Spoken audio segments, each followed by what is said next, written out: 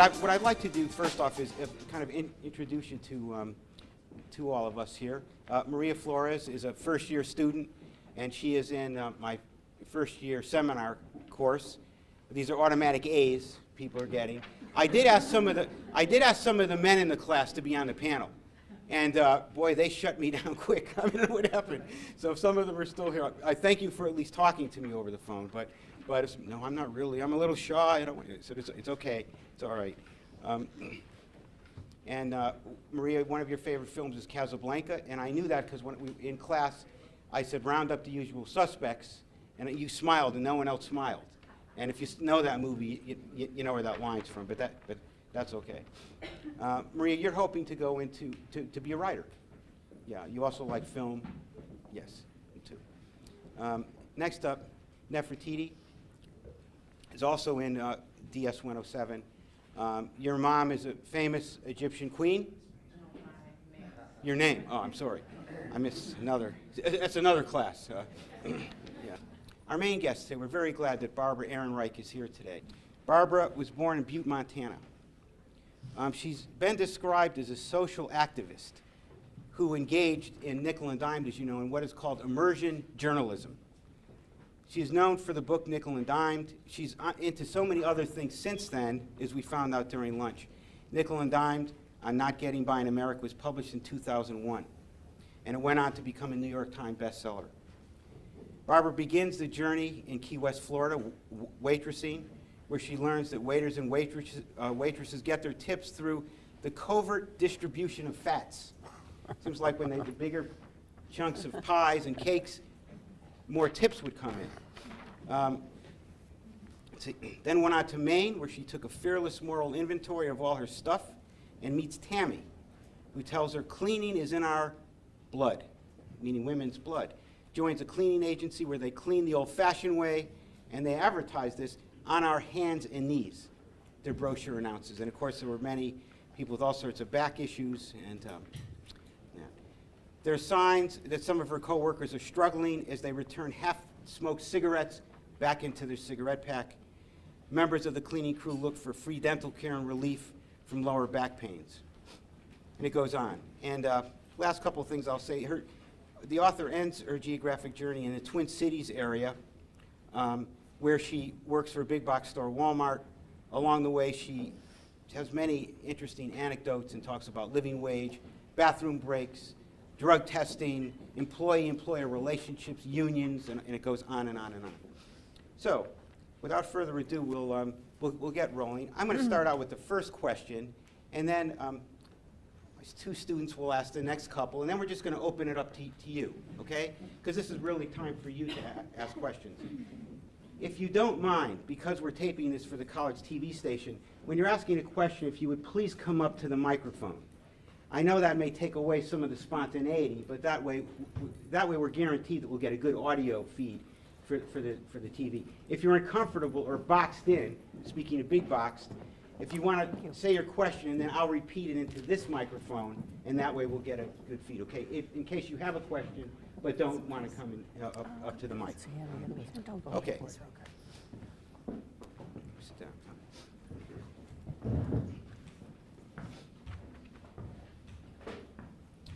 The term, Barbara, nickel and dime, when did you decide to call your book that, and where did you hear that term, and what does that term mean to you? Well, I have to admit, Jay, that I didn't come up with that as a title. I was originally just writing a magazine article, and that's the title the magazine came up with, Nickel and Dimed. Thanks. So, no, I can't take any claim for that. But it means you're getting squeezed. Squeezed. You know, I mean, that's what, as far as I understand the expression. They're shaving off, you know, they're keeping your wages as low as possible.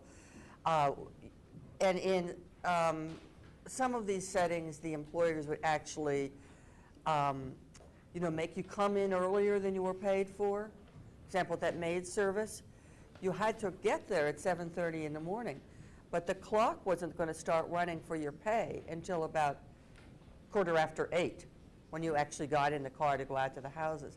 And then at the end of the day, it would be, the clock stopped running as soon as you got back to the office, this headquarters, even though you had to stay and do more, wash the rags we'd used, launder the rags, refill the bottles of cleaning fluid. So that's being nickel and dimed, because we worked actually an hour a day that we weren't paid for. Wow. That's an extreme example. Well, that's a common example. It's a common example. And some of the things that you set up these rules for yourself, and I think you seem to be very candid about how you stuck to those rules in your final chapter. You kind of do an assessment. And you said that you would not fall back on your educational skills. You have a PhD in biology. You would not go hungry. You would not be homeless. But that you would take the highest paying job you could find. You'd do your very best at that job. You'd live in the cleanest accommodations you could find. And you'd always have a car. I think you used a lot of what? Rent-a-wreck? Rent-a-wreck. Yeah. Rent-a-wreck. There you go. Rent-a-wreck. Besides giving us car advice, No. you want to do that. What, when you look at kind of your benchmarks, we want to say, were there some that you knew right off that you weren't going to be able to uphold to? Well, no, I didn't know. I didn't realize, for example, how hard it was going to be to find housing on the amount. I mean, that was my big surprise. I had before starting this calculated, figured I could average $7 an hour, which I did. But I was also calculating that I'd probably have to pay like $500 a month in rent and maybe $100 in utilities. And I thought I could kind of do it on that. But I was wrong about rents. And I'm not talking about, studio apartments with doormen and pools or anything. I'm talking about trailer parks where you can get a half-size trailer. Half-size trailer was it $600 a month? It was ridiculous. And that's not counting utilities or residential motels. So I was completely off on the housing part. Completely off on that. Yeah. Nefertiti? How emotionally involved did you get in the beginning? Did you feel that you became more emotionally involved towards the end of it? Did you go in there thinking, okay, I'm going to act like them, I'm going to feel that this is my only way to do things, get things paid for? Or did you always say, okay, I know that I can go home at any point and go and eat something and go sleep in my own bed? Mm-hmm. Should I? Can't hear me? You have to see that the microphone doesn't. Oh. Yeah. You just have to yell. It's just for the camera. Yeah. Do you want to just repeat your question louder? Yeah. I was just asking how emotionally she involved herself in it in the beginning, and towards the end, did she change? Did she feel that she got herself deeper into it? Yeah, there are really, I think, two questions there. One is about the emotional involvement, and one is about the effect of being a journalist. And yes, this is a report from a journalist who goes into a situation to write about it. It happens to be a situation that millions of people are in every day. But I wrote a lot, I say a lot of my writing has been about poverty, one way or another, or labor, all those sorts of issues. And I was motivated to do this by the common assumption that if you have a job, things would be all right for you. You'd be able to pay your rent, you'd be able to take care of your children, everything would be okay if you just got a job. That's, I knew that couldn't be true, because I knew what the wages were. If I just looking in the help wanted section of the local newspaper, turn to the real estate or the apartment section under real estate, I could see, the math did not look good between the wages being offered and the rents being required. That was my motivation. I didn't, so I had a strong motivation to sort of see what it would take to earn enough to live on. But I also, of course, I could always go back to my home. I could go, I was not really in this situation long term, as I have come close to it in my real life, but not at this particular time. But yes, about emotional involvement, I did not expect that to happen to me. But it happened. I guess the first, the beginning of that, my first sense of an emotional involvement was around the way certain managers and bosses treat you. Now, I'm obviously a woman of mature years and a person of some self-confidence who's, you know, and suddenly I was being treated like I was in junior high school and under suspicion of having done something bad. You know, the management's eye view of so many workers is, what are you trying to steal? What drugs are you taking? And how are you slacking off? And I to my surprise, found a kind of shame and anger welling up in me, even though I knew perfectly well I had my own life to return to. I was not used to being treated that way. And then there were many other emotional involvements as time went on. Did you ever actually help any of the people that you work with because you see them having such a hard time that you kind of just went out your pocket of your own money and just said, here, you know, let me help you real quick? Yes, I did help some people. I didn't put that in the book because I thought it would sound like it was bad journalism. You know, yes, and then I gave her some money. But in the cases when I did that, it was after I had left a job. And, you know, in one case, I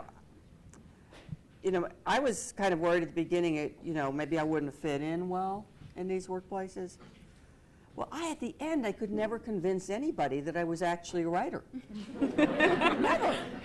And I remember telling this woman, I said, I'm giving you a check, and I want you to see if you can get a better, kind of job, or start going back to college or something.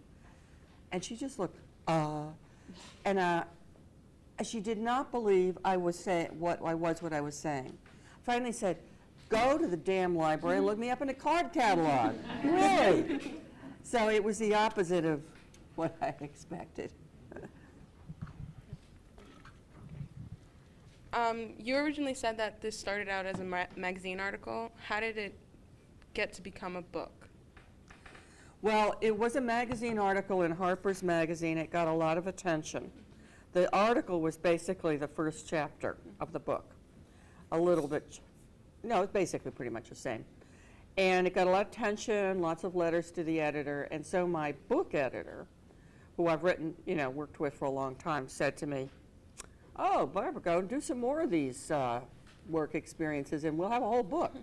I thought, easy enough for you to say, So that was how it became a book.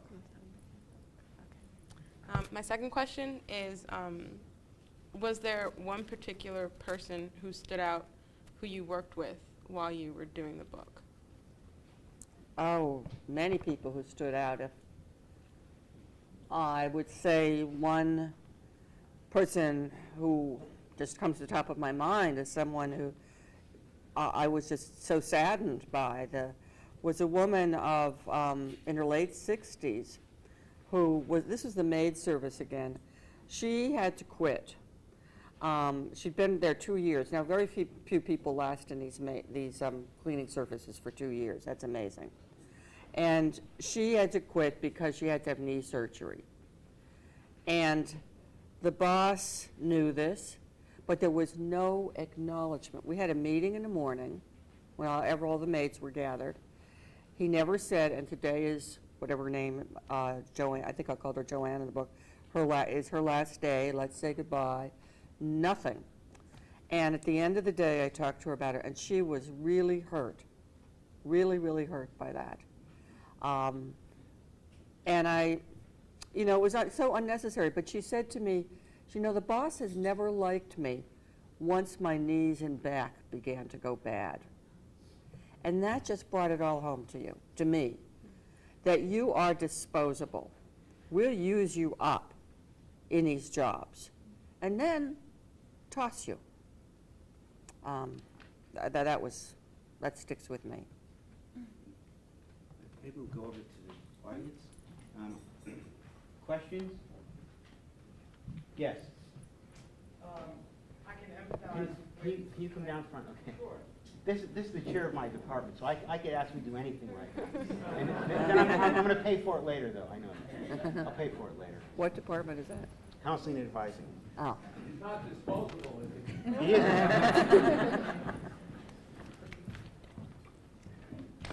I can empathize Can you with. tell Barbara where you work? Yeah, I was for going 9 to say years? I can empathize with working at Walmart. I worked there for 9 years while I was in graduate school, and we read the book and you talk about all of your experiences. What would you say is your number one piece of advice so that we as young people don't fall into the trap of being nickel and dimed as you had in your experience? What can we do? I kind of know what you're expecting me to say. You're expecting me to say, go to college and study hard, right? Well, that is a good answer, yes. And I should stop right there, probably. But I'm going to just add 2 qualifications to that. One is I think the kinds of jobs I was doing in nickel and dime, whether or not they require a college degree, deserve respect. Right. And deserve to be decently paid for. Right, right. And there should be no jobs in America that are just, oh, well, that's a terrible, well, wait, there's no good pay for that. Every job, takes a lot of skill, hard work, ability, and should be recognized. Second qualification, though, and I know you'll never invite me back here for saying this, is a lot of people who have degrees fall into these situations. You're not, completely safe to get a degree. Now, that's a terrible thing to have to tell you. But after I wrote this book, I started getting, I still get lots and lots of letters from people who are in poverty, that is, working people working in jobs that just don't pay them enough. And I began to notice how many of these people writing to me claimed to have college degrees, even master's degrees. Wow. And had been doing all right until some layoff came along, or an outsourcing, or downsizing, or whatever it's called. So I don't think I could give you an individual recommendation. Sure. We've got to change some of the economic rules in this Right. country. Great. Thank you. Yes. Right up. Now all of the students here are going to be withdrawing from their classes tomorrow. Right. Okay. Good afternoon. My name is Michelle Orr, and I'm a student, and I'm with my Women's Studies class. I have a question about your references to kind of the experts throughout the book. You just talked about the maid service, so I'll just use that as an example. You referenced someone who called himself like the master cleaner or something like that, and you talked to them about how sometimes in the jobs people would have to cut corners, and they were still tied to some of the companies that they were. I think he was tied to one of the maid services, and you talked to him about how there was no water involved, and how did you negotiate with these people when you were talking to them, and the responses from the different companies that you kind of referenced throughout the things in the notes in the bottoms of the book or the pages? Oh, I see. Well, I had to do some of that research after I was working in the jobs. Okay. That there's no way when I was working in a job I could, in one of these settings, living like in a residential motel, that I could make long-distance calls and talk to, quote, experts or something. That came afterwards, when I would go home from a situation or after the work was all over. Because I was so curious about so many things, but there's no way you can ask when you're in a job. But how did they, I'm sorry, that wasn't really my question. same How did way they as respond? I mean, were they apologetic about the situations? Some of them seemed very defensive in the references that you have. I mean, how did you approach them with, well, how do you explain this? You've got people doing this, that, and the other. You're not paying them. They're not being able to live. People I actually worked for, that kind of person. Yeah. I had basically one encounter with a former boss, and that is a man who lived in, he lived in New York, but he owned a hotel in Key West. His wife read the book and managed to figure out that one of the hotels I'd worked in was his. So he tracked me down, wanted to have lunch. I said, no, let's keep this down to a coffee. You know, I don't feel that friendly. And it was really interesting. I thought he was going to be real defensive and obnoxious, but he pulled out a spreadsheet, and he showed me a number on it, which was his labor costs per month. And he said, that's all I know about the people who work for me is that number. I don't know them as people. I don't know their faces. I'm insulated by layers of management. He said, I never knew any of this. I said, so will you raise the wages? No. He did say he would repair the bathroom, but I had no way of sneaking into the employee's bathroom and finding out. Okay. All right. That's what I wanted to know. Yes.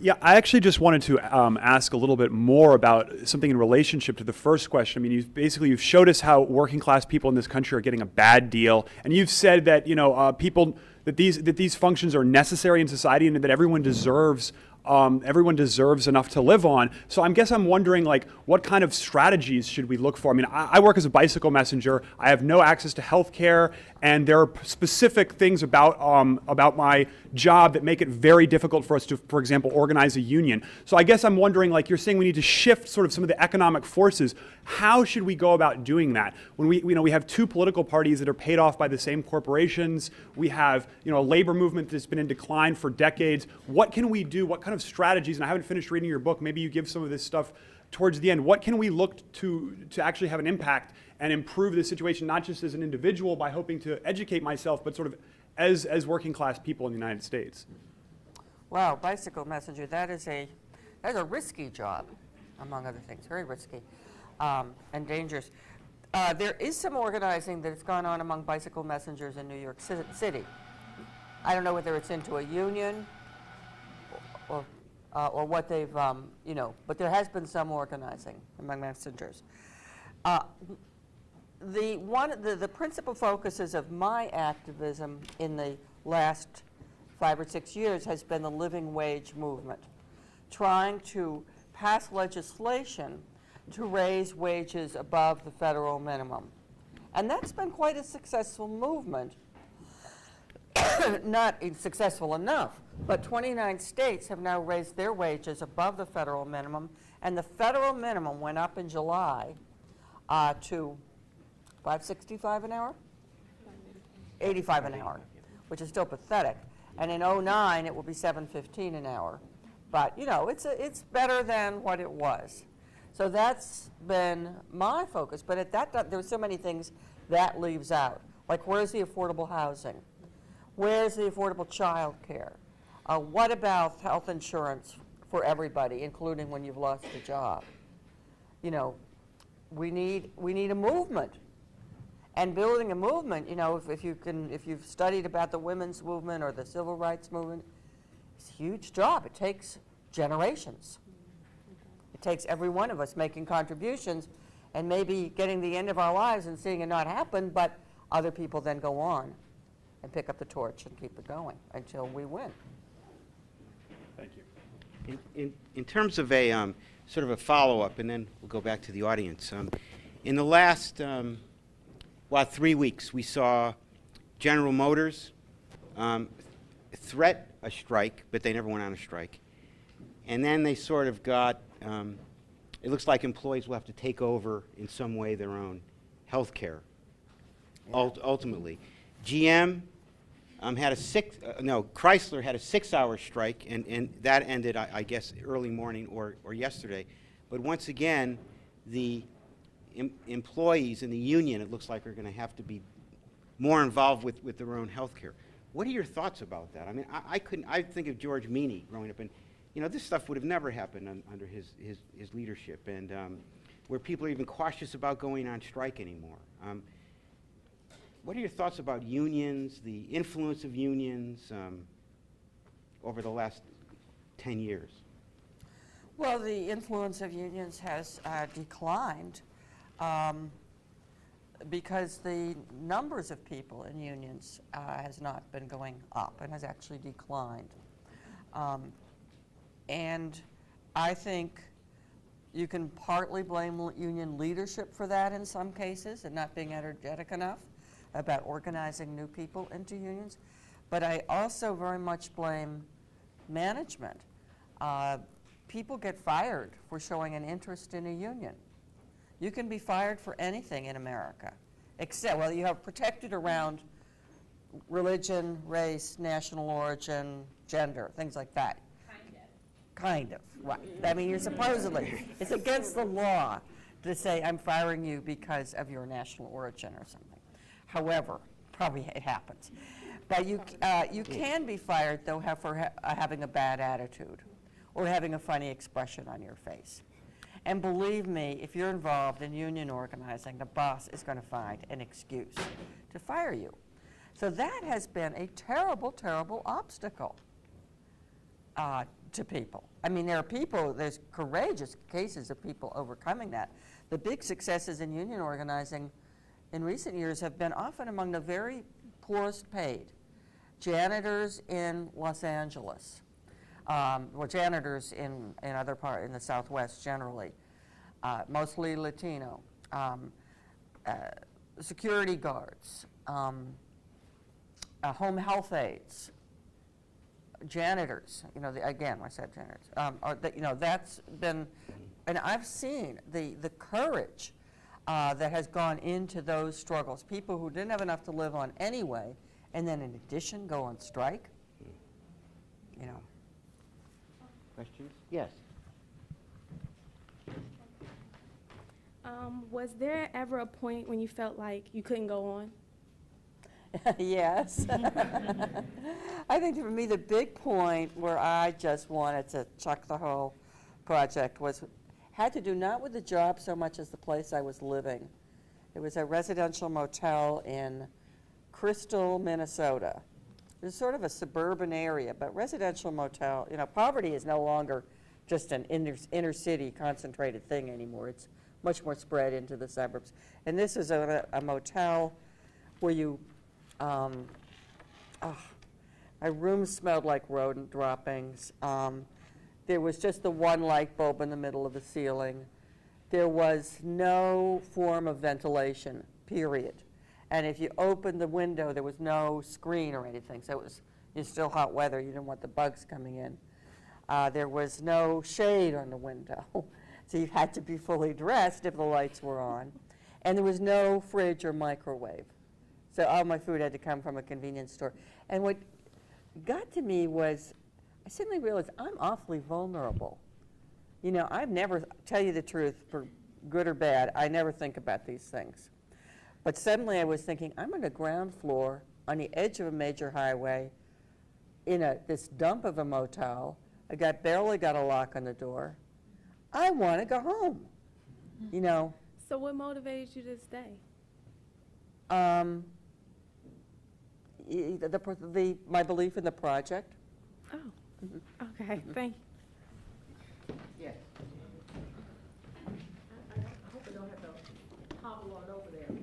But I was just wondering, you know, these kinds of the books that you wrote, these kinds of books have been written before, and I'm not saying this to downplay what you've done, but I'm old enough to remember back in the 70s, Tally's Corner, which was written about 7th and T right here in Washington, D.C. And I'm just thinking, are you optimistic, since this is something that's been going on for so long, are you optimistic that things will change in this country? I mean, this is not a new problem. It's an ongoing problem that seems to get worse, not better. Mm-hmm. Well, this goes back to what Nefertiti and I were arguing about at lunch. I'm not an optimistic person. I'm not a positive thinker. However, I will fight for what I believe. You know, that doesn't stop me from, feeling that I will not stop, in something I believe in. And actually, in this case, there has been a lot of positive reinforcement. Maybe not positive thinking, but the fact that we have raised the minimum wage, that we've had a movement that has done that in 29 states is amazing. And that's since about 2001, since about the time this book came out. And it's a movement coming from churches, synagogues, labor unions, community organizations, students all across the country getting concerned about these issues. So I guess I should be optimistic on the basis of that.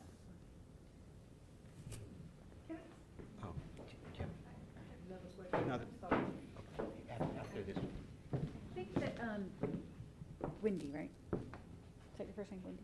Laura. Point is a good one, but I think that the problem has greatly exasperated itself in the last decade or two. In 1970, it was realistic to graduate from high school and go out and make enough money to support a family in a very moderate way. It is not even possible anymore almost to graduate from college and support a family in a moderate way in pockets of the country like DC. So I think the living wage is the answer. My question is, though, is that the living wage, I think, sounds better than it really is. For instance, we were talking here a couple weeks ago, we had a debate on the living wage, and the living wage in Montgomery County is set to 12 something an hour, but it only applies to contracts that have business with the county, applies to no one else. And on the other hand, they flipped it around and said in order to survive in Montgomery County, you have to live on $52,000 a year, which comes out to $24 an hour. So we've therefore said this is a living wage, even though we acknowledge that it is clearly $10 less an hour than what you need to subsist. So what do we really accomplish? Nothing then. But I mean, we accomplished something, but not. There's a huge gap there. Right, all right, but that's a good way of it. We've accomplished something, but I'd have to say that about the gains all around the country. They're partial. It's not enough. And we know they're never going to pay like $24 an hour should be the minimum wage in every CVS and, and Giant or something. They're not going to do that. So we have to also be thinking about what are things like universal health insurance, affordable housing that would make it more possible to live on what we do earn, as well as just keep fighting and fighting to push those wages up. It's not over instantly. But people push pretty far on just the wage issue. I was in Santa Fe, New Mexico in the spring, where they have had a living wage movement, and they've raised the minimum wage in that city to $10 an hour. And that's just the alliance of the churches and unions and all, community folks. But then the second half of that question is who pays for that? And for instance, our provost during this other debate came up with a very good point. We could raise we could create a living wage here at the college for all of our employees, but someone has to pay for it. Either the county government's going to have to give us extra money to cover that, or we have to go to the students and raise their tuition. And so while I support a living wage, looking at the big picture then of how we cover that cost, is it in the rising cost of products in a Walmart? How do we cover that cost then to make sure everybody has a substandard of living, but still a standard? So, well, I don't know if this answer applies particularly to Montgomery College, but when you look at the average corporation or a Walmart, I have to say it's very easy to overlook the huge fortunes being made in those companies. Mm-hmm. Now, I cannot get real sad about Walmart having to fork out more money if we ever get to the point of getting them to. When H. Lee Scott, the CEO of Walmart, makes at least $17 million a year. There are other estimates. When the Walton family fortune, which is the children of Sam Walton and his nieces and nephews, is over $20 billion. I'm sorry. How can we have all that fat in the economy and then get worried? And then when we're talking about somebody's wage that is, say, $8 an hour, say, oh, no, I don't think it would be wise to raise that. Oh, no, no, no. Where is the outrage when these guys at the top clean out like that? Or Robert Nardelli, excuse me, who was the CEO of Home Depot until last December, when he was fired because he did such a lousy job. Now, you or I get fired for doing a lousy job. That's it, right out the door. He got a $210 million golden parachute when he left. Now, who takes the has anybody complained about, well, why don't we have better service in Home Depot? Why do things cost what they do in Home Depot? Well, this one guy is taking $210 million for screwing up.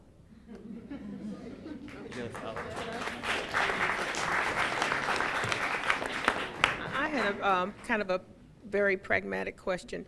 These people who are making these minimum wages, 8, 10, whatever, were you eligible for food stamps and other kind of government subsidies?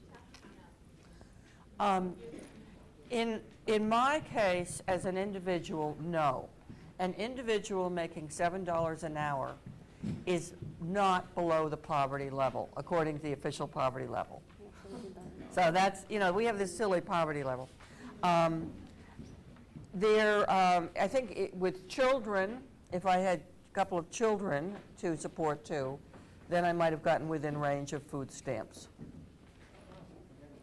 Yeah. Yes. Hi, my name is Scotty. I'm an unemployed person, also just taking one class. And my question concerns those of us who maybe are students or want to devote our lives to making these changes in our society and want to be passionate. And I won't name names, but I actually worked for an organization trying to get a living wage where we were not even guaranteed the minimum wage. No. And this was not like a volunteer job. This was advertised as a job. And so how do those of us who want to do this kind of work support ourselves without having to become, have another job that doesn't relate to our passion, or become part of the system as one of the higher-ups creating the problem? Mm-hmm. Good question. Well, that's a bad situation you described, but I think, for one thing, we have to be activists wherever we are. Where you work, for example. To be raising these questions with other people you work with could get you in trouble, but that's also how we spread an idea, by talking to people. And by supporting organizations that are trying to do these things. I mean, however you can with volunteer time or energy. But generally, we can find local things to plug into. And we can mobilize other resources. If you belong to a church, is that church taking on these issues? Why not? I mean, if there's anything that's really clear as a moral issue in the Bible, it's poverty. That's something we should be constantly raising when we're in that kind of setting. Yes. Yeah. You want me to pass this up? Should I pass this up? Just repeat it into the. Oh, I will. Thank you. Okay. Your book is so wonderfully written. It's easy to forget that during the experiences you describe, you're going home to the motel room or the trailer and having to write the book. As a writing teacher and as someone who struggles to write well myself, I'd be curious to know what you have to say about the process of writing the book under the conditions that you wrote it in, your writing process in general, and what advice you have for those of us who are trying to write well. The question, what was that again, Greg? The question really is about the writing process and what advice Barbara would have to people who want to go into writing. Does that sum it up? And should I add anything, Greg? Maybe the conditions under which she was actually writing. The conditions that Barbara was actually writing the book. Well, I had a laptop with me, and I would return to wherever I was living, and each day have like another 1 to 2 hours of taking detailed notes on everything that happened during the day. I was seldom able to write down any notes while working, as you can imagine. So I would have to, as soon as I got home, first thing, write these detailed notes. Then a few weeks later, when I was leaving, after I left that city, see, there were breaks between the different cities. I would go home and work on pulling that to get those detailed notes into a chapter of some kind.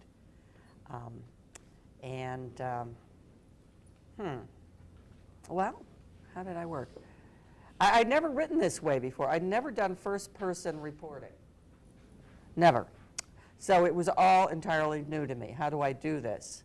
How do I write I, from my point of view throughout? I'm used to something else. But I enjoyed writing that way, I found. Questions? Yes, Roberta? Much shorter question, and I'm going to ask if you could repeat it. Do you think that so-called free trade treaties like NAFTA that remove trade barriers and have caused the U.S. to not be involved in manufacturing and have well-paying manufacturing jobs, do you think those contribute to the ability of wealthy people to depress wages around the world? Because Walmart's stocked with goods from places where they get paid a great deal less. Well, trade agreements can contain supports for wages and workers' health conditions and so on. And some of the trade agreements among the European states that make the European Union do that. Our trade agreement in the form of NAFTA doesn't. I guess in the day-to-day sense, I think the thing we should keep in mind the most is what NAFTA did to undermine agriculture in Mexico. And people want to know why so many people are risking their lives to come north across the border to work here. They have to look at the destruction of the Mexican agricultural, the small farm sector in Mexico by NAFTA.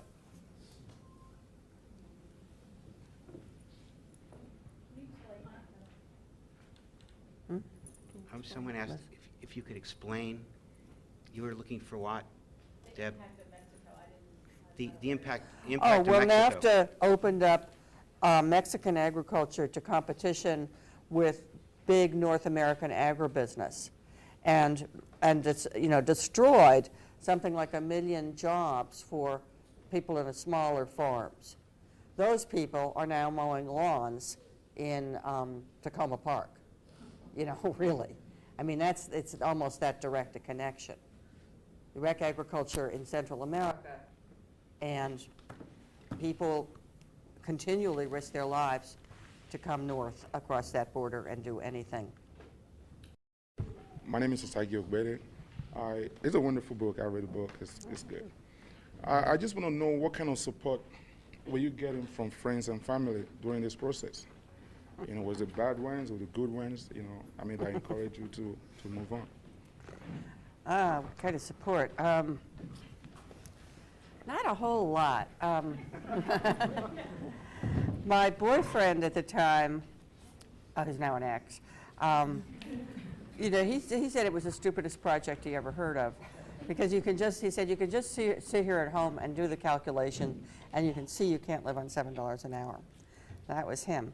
But I did, I kept in touch with my children, and I always wanted somebody to know where I was. So, but I would say I felt pretty much alone out there on the road.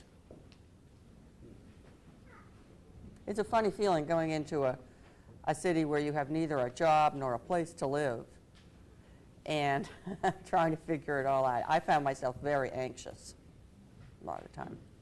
And it'd be nothing compared to the anxiety. You can imagine if you think of an immigrant worker who comes here, doesn't even have the language, and has to find job, place to live, social connections, whoa. Or somebody with children, I can't even imagine. Is that you, Rita? Yeah. Okay. You want to come up to the mic? No. My question is, do you feel that your sex, your gender, played a role in your experiences that you describe in the book? My what agenda? Your sex, your gender, you being a woman. Yes, I think my gender played a role in that.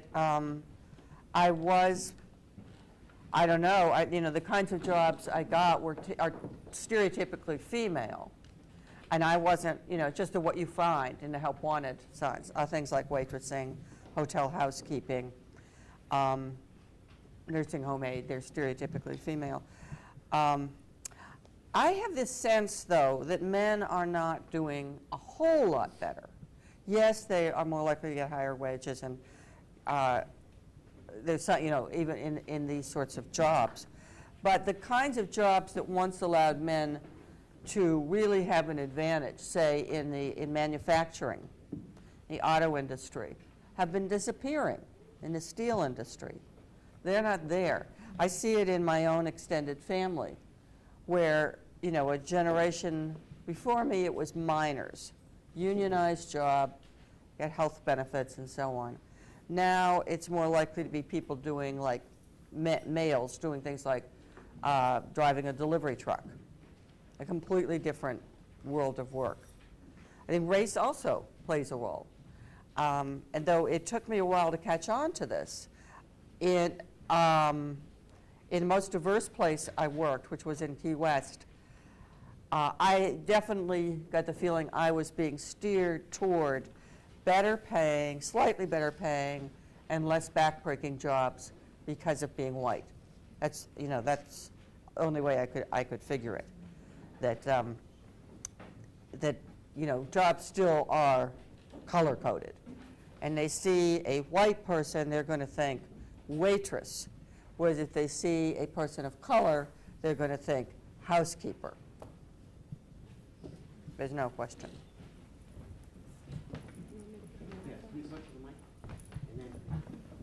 Okay, would you ever write a book again like this? And what would you change if you did? Oh, I did write a book that that uses the same method. The book I wrote after this is called Bait and Switch.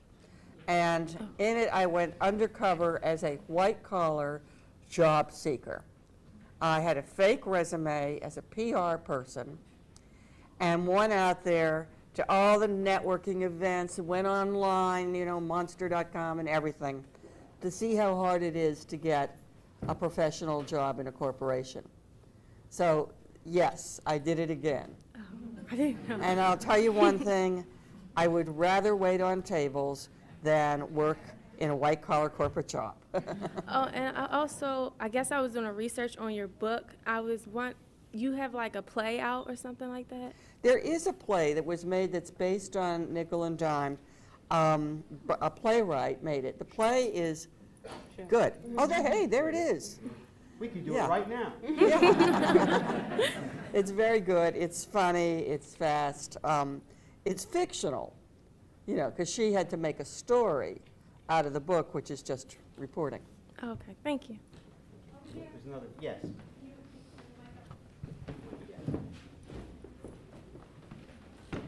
Thanks, Maria. Hi, my name is Victoria, AKA Vicky, and I represent another segment of the underpaid workforce. Can you hear me? And I'm an adjunct. Okay. I don't want to embarrass the full-time faculty or bother anybody here, but I really think, and I see a number of my students here, I really think people should be aware, this thing is not working, should be aware of our situation. I teach 2 classes, and I put in about 23 hours a week on those 2 classes. I make about $11 an hour, okay? If I put more than 23 hours in, I'm making less than $11 an hour. It's hard for an adjunct to walk into a classroom and hold their heads up, do a good job at $11 an hour or less. Now, many of us, what we do is we go from college to college and work here and work there, and to put together to make a living. Now, there are adjuncts, of course, that work full-time, and this is just an extra money for them. But there are many adjuncts that don't, and we have 0 benefits.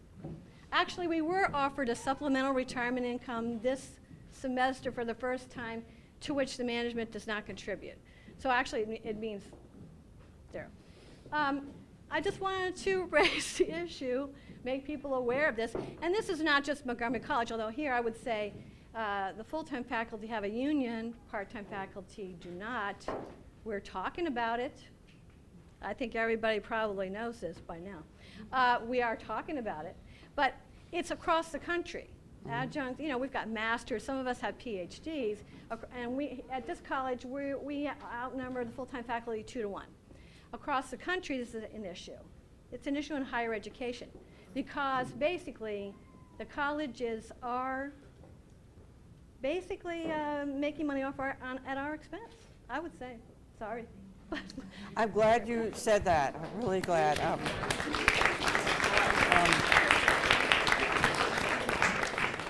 It's a scandal how low-paid college teachers are.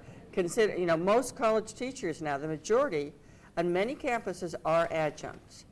And that means the colleges, depending on you to be like a philanthropist donating to this college. Really, you're making $11 an hour to do a PhD level job? That's like asking you to give contributions for free. But it's all over the country, and I've met adjuncts who double as, who moonlight as house cleaners. You've got to organize, and I hope as you do, the full-time faculty and the students will support you in your efforts. Yes.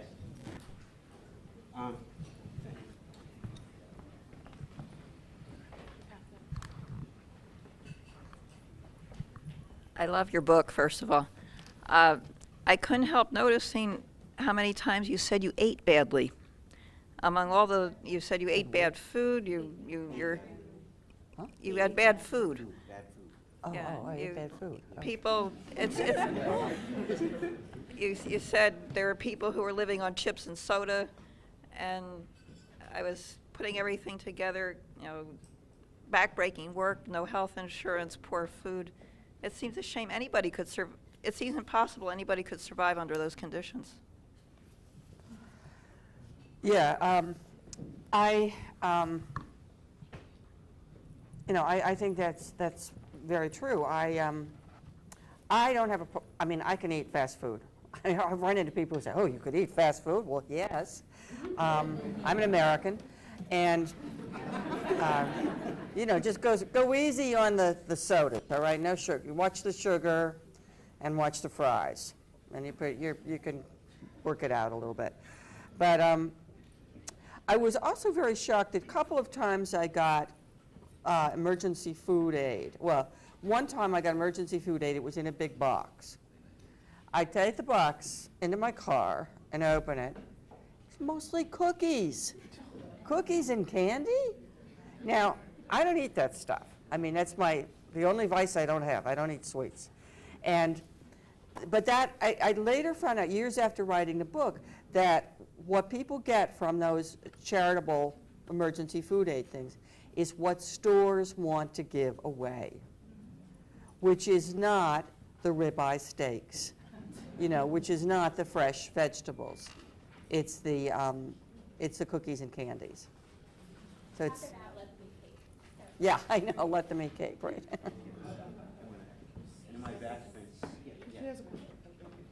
Actually have a two-part question. First would be, what was your most gratifying experience since writing the book in terms of feedback from people, the public? And then the second would be, what has been your most negative experience? Because I'm assuming that your book wasn't greeted by open arms by everyone. I'm assuming some people might have been dissenters saying, oh, that's not really the way it is in America. Well, I had actually very little of that latter. I was bracing myself for a lot of criticism from people on the right. But it didn't happen. And I think it didn't happen because what are they going to say? It's fine if people work full-time year-round and don't make enough to live on? That's great. That's how America works. No, this is embarrassing, to them. So the attacks I actually got some rather vicious attacks in North Carolina when the University of North Carolina at Chapel Hill adopted nickel and dimed as a common reading for new students, just like you have. And there was a lot of objection to that from some of the state legislators and some students who were from a conservative group. However, when they put an ad in the paper in Raleigh, North Carolina, It wasn't about, and it really didn't say much about the book. It just was all about how evil I am. And yeah, it's all right. I can handle that. Saying things like that I'm a socialist, that's from their idea of real evil. And that I, what is the other one they had? Committed to the destruction of the American family. That translates as a feminist, you know, a woman who cares about women's rights. So it was silly, but they couldn't, you know, respond to the issues. By the way, the great outcome of that thing at Chapel Hill is that the housekeepers on the campus who were trying to organize picked up on the publicity of these attacks on me and started wearing buttons saying, you know, I'm nickel and dimed. And they had a rally, and I went down to speak at their rally, and I felt great about that. So that's the kind of thing I feel great about.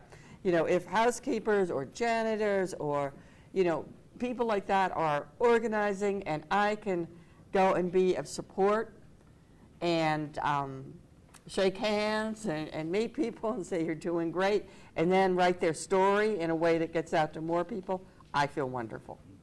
We have one question here, and then there was another question. We just probably have time for one, and then maybe just two more short questions here. You had a follow-up question? And then you can come down here. This was actually about the emergency food you were talking about. I volunteered in one when I was in maybe the 8th grade actually, and the food that they send in from the stores, they come in maybe 3 times a week, and you're only allowed to come in there once a month actually to get anything from them. And the stuff that they put in there is just, they just toss anything. They give you like 3 potatoes, 2 onions, and like whatever other foods they just divide among the boxes, and you're making like 100 boxes for families to come in, and the stuff in there is not healthy. Some of the stuff is outdated. The stores don't even organize what should come in their packaged foods that are opened, or people might have taken something out of them. So you have to take away this stuff and throw it away and then give it to people actually. I have 2 questions. The first one was the challenges you faced, was it harder than expected? And also, the challenges you faced, was it harder than expected? So was your expectations more than what you actually went through? And also, was the whole experience even worth it, going through as a low-wage worker? Well, first of all, were the challenges greater than I expected? Yes, harder than you expected. Yes. The challenges were definitely greater than I expected. And I mentioned how the whole living problem, the rent problem, I had not figured that out right at the beginning, and that was a much greater challenge than I realized. Didn't realize I was going to have to make well over $600 or $700 a month to pay rent in these pretty bad circumstances. The biggest challenge, though, that I didn't anticipate, and this really shows a limitation to my experience because most of my life I've been a writer, is I thought the jobs would be easy. I'm almost embarrassed to say this, looking back. I thought they'd be physically hard. I knew that. Fortunately, I'm strong. But I thought they would be mentally easy. I thought I would be bored. Now, as I said, it's kind of embarrassing to admit this because all the jobs were difficult for me to learn. And I have a PhD. You know, I've proved my ability to learn things. They were all very, very hard. So much you have to learn right away. Management doesn't invest any money in training anymore. You're really on your own, and you're depending on other people to help, your coworkers to help teach you. Every job takes skill, intelligence, and experience and deserves our full respect. So that was a challenge, and that's what I learned from it. Was it worthwhile? I guess that's for you to judge, you and your generation.